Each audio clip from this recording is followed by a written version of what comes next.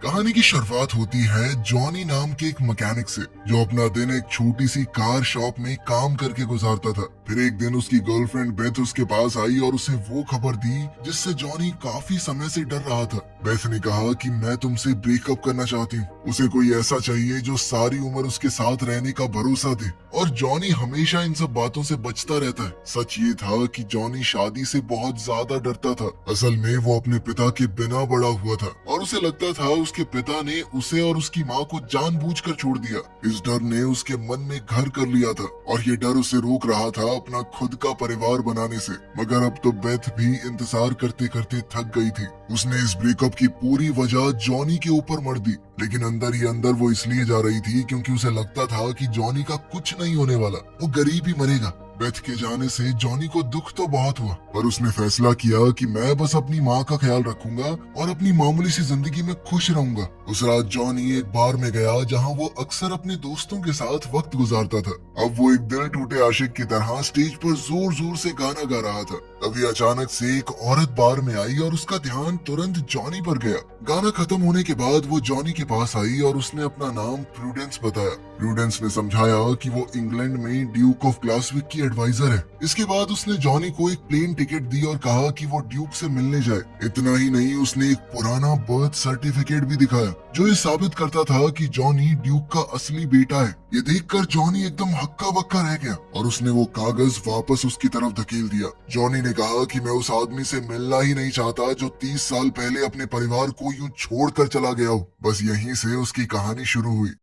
अगली सुबह जॉनी सीधा अपनी माँ डॉटी से मिलने गया और सच जानने की मांग की। जब उसकी माँ समझ गई कि इसे बहुत कुछ पता चल चुका है, अब मैं बात नहीं छुपा पाऊंगी, तो आखिरकार उसने अपनी कहानी सुनाई। उसने जॉनी को उसके पिता के बारे में बताया। जब जॉनी की माँ और ग्लासविक का ड्यूक विलियम जवान थे, तब दोनों मिले और उन्हें एक दूसरे से प्यार हो गया। मगर जब विलियम के परिवार ने उनकी शादी को अपनाने से मना कर दिया, तो दोनों भाग गए। विलियम ने जॉनी की माँ से वादा किया था कि वो सब कुछ छोड़कर उसके साथ रहेगा, लेकिन उसके ताकतवर परिवार के दबाव ने आखिरकार उसे वापस खींच ही लिया। इस सब से डॉटी का दिल टूट गया और उसने शादी कैंसिल कर दी। लेकिन कुछ समय बाद ही उसे पता चला कि वो प्रेग्नेंट है। उसने विलियम को बच्चे के बारे में बताने के लिए उससे बात करने की कोशिश की थी। उसे बहुत सी चिट्ठियां भेजी, लेकिन कभी कोई जवाब नहीं मिला। ये समझकर कि विलियम उसे भूल चुका है, उसने फैसला किया कि वो अपने बेटे को अकेले पालेगी। अब उसने जॉनी से कहा कि जाओ विलियम से मिलो, ताकि तुम अपने उस पिता को जान सको जिससे कभी मिल नहीं पाए।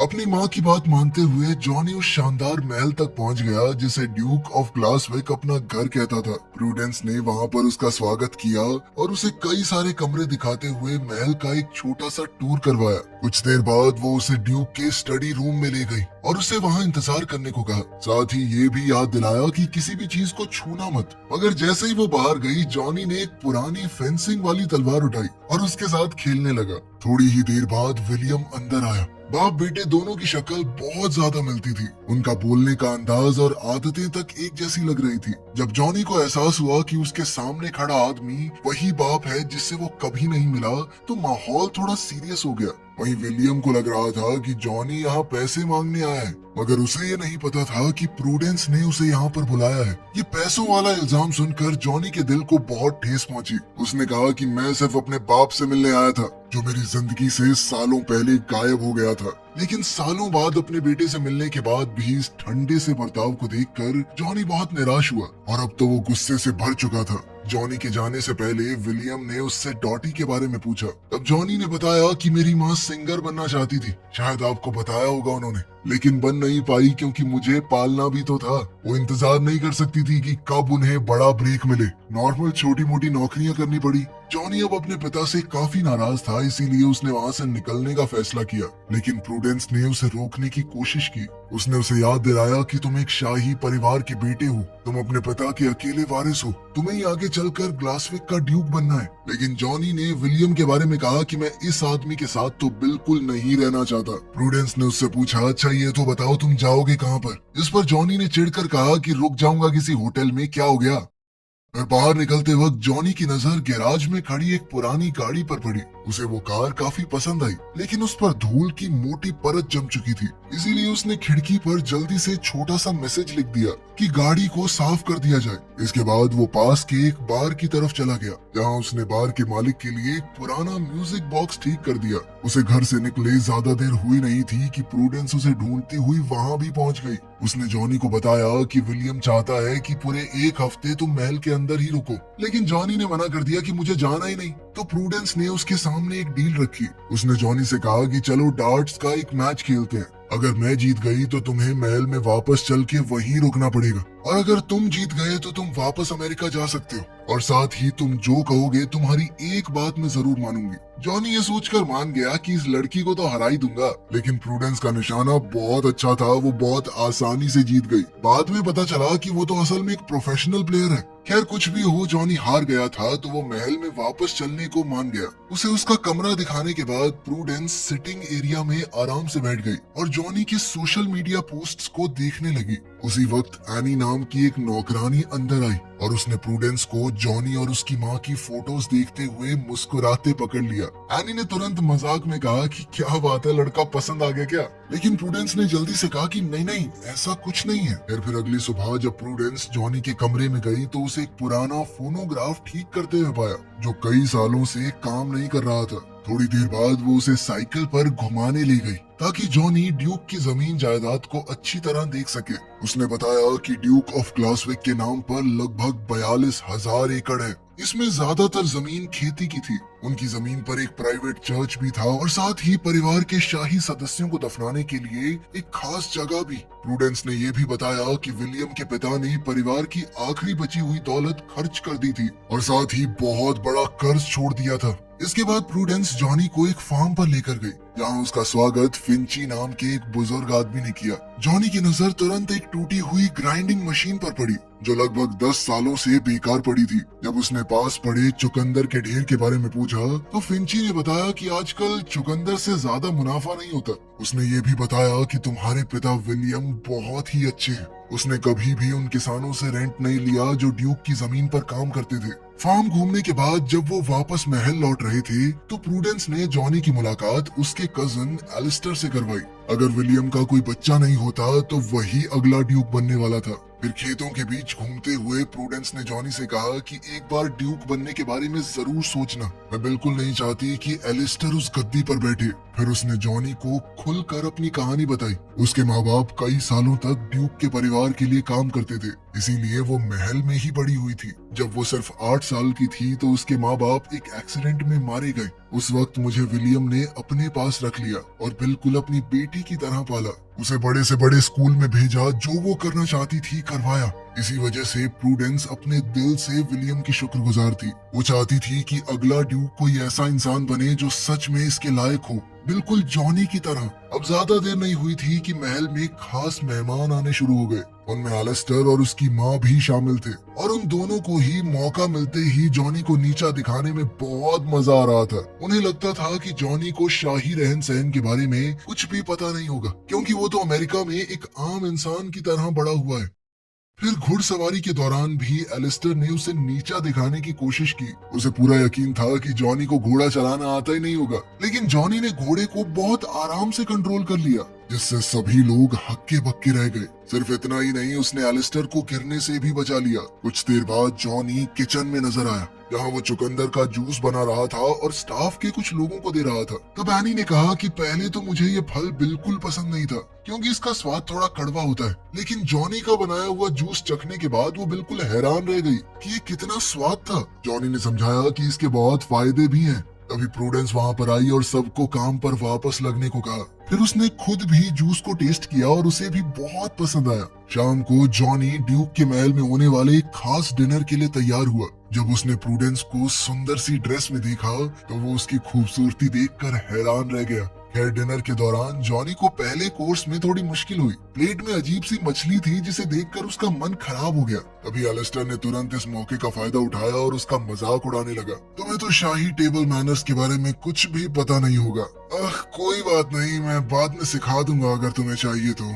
लेकिन जॉनी ने उस पर बिल्कुल ध्यान नहीं दिया। उसने तुरंत एक चुटकुला सुनाया जिससे टेबल पर बैठे मेहमान हंस पड़े। इससे साफ हो गया कि वो एलिस्टर और उसकी माँ से डरने वाला नहीं है। उनकी हर फालतू बात का उसके पास और भी बढ़िया जवाब था। डिनर के आखिर में एलिस्टर खड़ा हुआ और उसने बड़े गर्व से कहा कि मैं अगला ड्यूक होने में बहुत गर्व महसूस करता हूँ। लेकिन उसी वक्त जॉनी भी अपनी सीट पर खड़ा हो गया और उसने सबको हैरान करते हुए कह दिया कि तुम नहीं, अगला ड्यूक मैं बनूंगा। मैं संभालूंगा अपने पिता की गद्दी को। उसी पल कमरे का माहौल तुरंत बदल गया। प्रूडेंस खुशी से चमक उठी और विलियम भी बहुत खुश नजर आया, क्योंकि वो तो हमेशा से चाहता था कि उसका बेटा ही उसकी जगह संभाले। फिर विलियम ने सबके सामने कबूल किया कि जॉनी उसका बेटा है और वही ग्लासविक का अगला ड्यूक बनेगा। ये सुनते ही एलिस्टर और उसकी माँ गुस्से से भड़क उठे। वो बाद में विलियम से अकेले बात करने पहुंचे, लेकिन विलियम अपनी बात पर टिका रहा। उसने कहा कि जॉनी मेरा असली बेटा है। अगर वो ड्यूक बनना चाहता है तो ये उसका हक है। उधर जॉनी और प्रूडेंस एक बार में गए अपने दोस्तों के साथ इस बात का जश्न मनाने। उस रात देर तक जॉनी को नींद नहीं आई, इसीलिए वो गैराज में चला गया और उस पुरानी कार पर काम करने लगा। फिर थोड़ी देर बाद विलियम भी वहाँ आ गया और जॉनी से पूछा कि तुम ड्यूक क्यों बनना चाहते हो। साथ ही उसने ये भी माना कि जब मैं ड्यूक बना था तो मुझे भी नहीं पता था मैं क्या कर रहा हूँ। खैर यूं ही बातचीत करते हुए वो गाड़ी को ठीक करते रहे और धीरे धीरे एक दूसरे को थोड़ा बेहतर समझने लगे।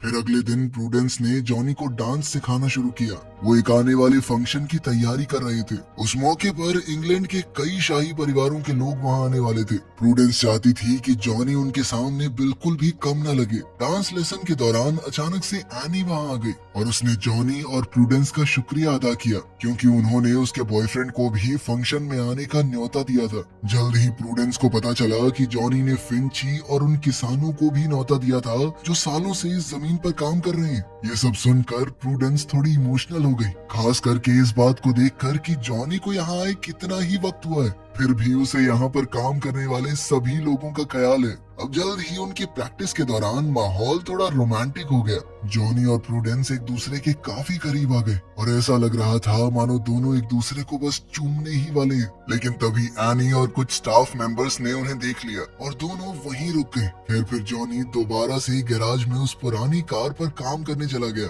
और विलियम भी उसकी मदद करने लगा। बाद में जब वो इंजन को थोड़ा सेट कर रहे थे तो विलियम ने अपने बीते हुए कल के बारे में खुलकर बात की। उसने बताया कि मुझे कभी भी तुम्हारी माँ के खत मिले ही नहीं और मुझे बिल्कुल भी पता नहीं था कि मेरा एक बेटा भी है। उसने ये भी बताया कि मैंने तुम्हारी माँ को कई बार खत लिखे थे, लेकिन कभी कोई जवाब नहीं मिला। आखिर में मैंने मान लिया कि शायद डॉटी अपनी जिंदगी में आगे बढ़ गई है। तब जॉनी ने बताया कि माँ को भी आपका कोई खत नहीं मिला। तब उन्हें समझ में आया कि किसी ने जानबूझकर उन लोगों को अलग रखा था। खैर अब जॉनी ने विलियम से कहा कि एक बार इंजन को शुरू करके देखिए। जैसे ही विलियम ने चाबी घुमाई तो वो पुरानी गाड़ी जोर से दहाड़ती हुई शुरू हो गई। उसी पल दोनों की आंखों में खुशी चमक उठी और वो बच्चों की तरह हंसने लगे। वहीं दूसरी ओर एलिस्टर चुपके से विलियम के स्टडी रूम में घुस गया और वहाँ उसने जॉनी का बर्थ सर्टिफिकेट ढूंढ निकाला। उसे देखते ही वो मुस्कुराया मानो उसके दिमाग में कोई नई साजिश चल रही हो। अगले दिन जॉनी विलियम को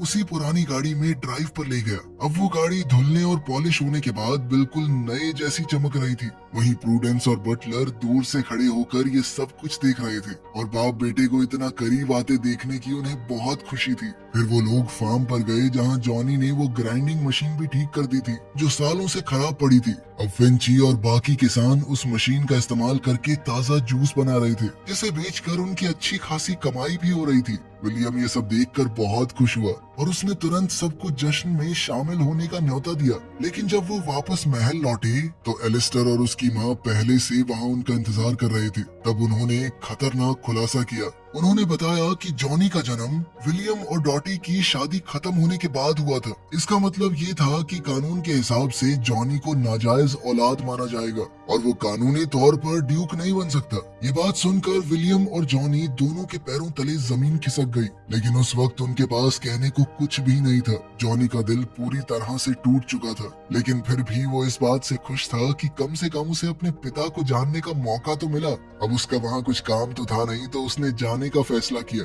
जबकि प्रूडेंस बार बार उसे रुकने के लिए कह रही थी। इस पर जॉनी ने कहा कि वो कभी भी उस जगह का हिस्सा था ही नहीं और फिर वो वहाँ से चल दिया। अब जॉनी सीधा उस बार में पहुंचा जहाँ सब लोग पहले ही ये खबर सुन चुके थे। सब लोग बहुत उदास थे। उन्होंने फैसला किया कि जॉनी के बिना वो बिल्कुल भी उस जश्न में जाएंगे ही नहीं। उधर एनी और मेल का स्टाफ भी बिल्कुल ऐसा ही महसूस कर रहा था। अब जॉनी को सपोर्ट करते हुए उन्होंने भी इवेंट में ना जाने का फैसला ले लिया।